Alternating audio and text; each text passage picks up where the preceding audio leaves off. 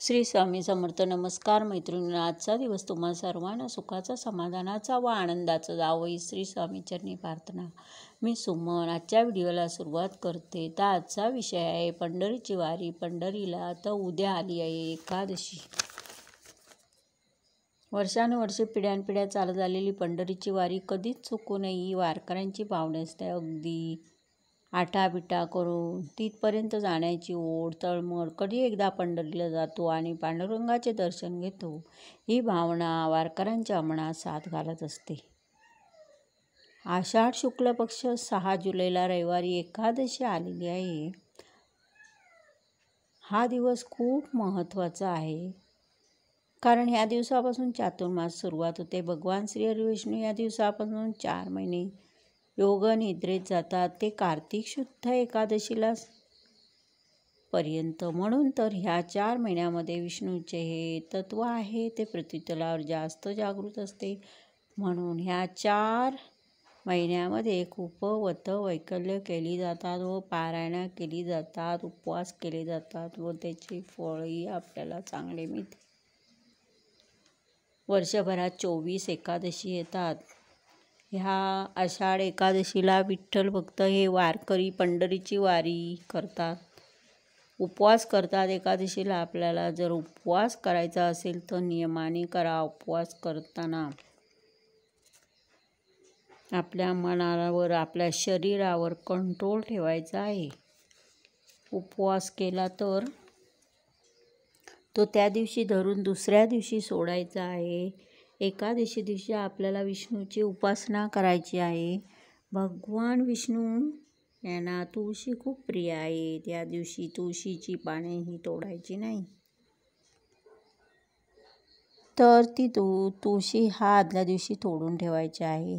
त्या दिवशी कोणाचा अपमान होणार नाही, कोणाला फसवणार नाही ही खबरदारी आपण घ्यायची आहे. नाहीतर मूळ व्रताचे फळ अजिबात मिळत नाही. त्यामुळे त्याचे दुष्परिणाम आपल्याला भोगावे लागतात.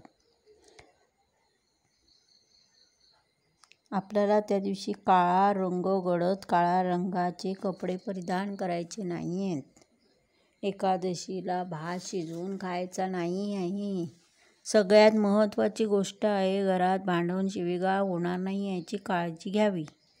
एकादशीला केस कापायचे नाहीत, नखे कापायचे नाहीत. उपवास करायच्या पाठीमागे हेतू काय असतो?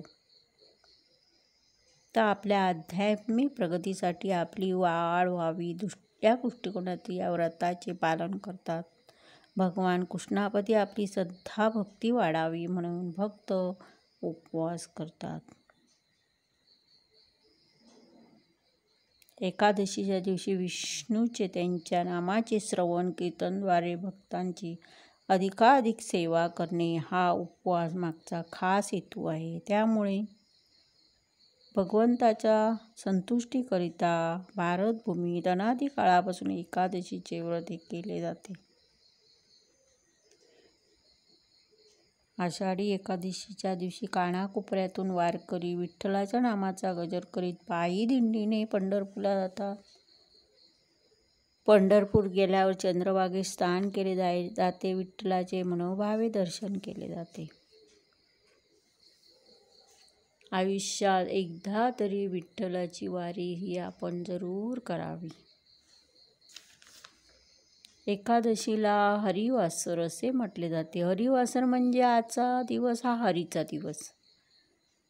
त्यामुळेच खाणे पिणे बंद, हरीचे भजन, हरीचा जाप आणि रात्री जागरण ही हरीसाठीच आणि हरिनाम कीर्तन करावे. एकादशीचे पालन केल्याने काही भौतिक लाभ सुद्धा होतात, जसे की सर्व प्रकारचे रोग, संकटे, दोष नष्ट होऊन सुख समृद्धी आपल्याला प्राप्त होते.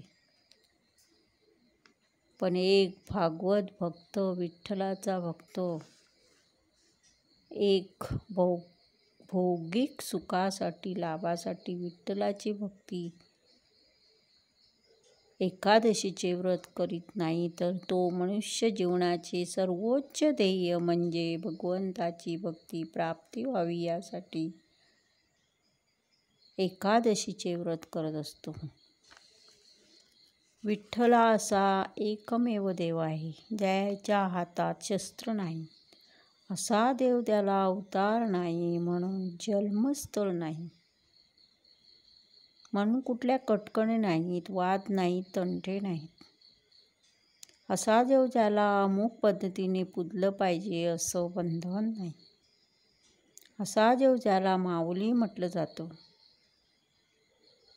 कोणती विशिष्ट व्रत वैकल्य नाहीत, कोणत्याही विशिष्ट नैवेद्य नाही, कोणत्याही आवडता पोशाख नाही. जशी आई आपल्या मुलाचा राग, रुसवा, नाराजी, दुःख सगळं सहन करते, तसा हा विठुराया आपल्या भक्तांचे सर्व राग, रुसवे, दुःख, संकट सहन करतो. म्हणूनच कदाचित त्याला पुरुष असूनही माऊली म्हणत असावी. ज्यांना एकादशीच्या दिवशी पंढरपूरला जाता येत नाही, काही हरकत नाही. त्यांनी माता लक्ष्मी व विष्णूचा विधिवत पूजा करावी, विष्णूचा नामजप करावा, विष्णू स्तोत्र म्हणावे. शक्यतो एकादशीचा उपवास नक्की करावा. विष्णूला तुळस खूप प्रिय आहे, मग तुळशीची एक माळा विष्णूंना अर्पण करावी.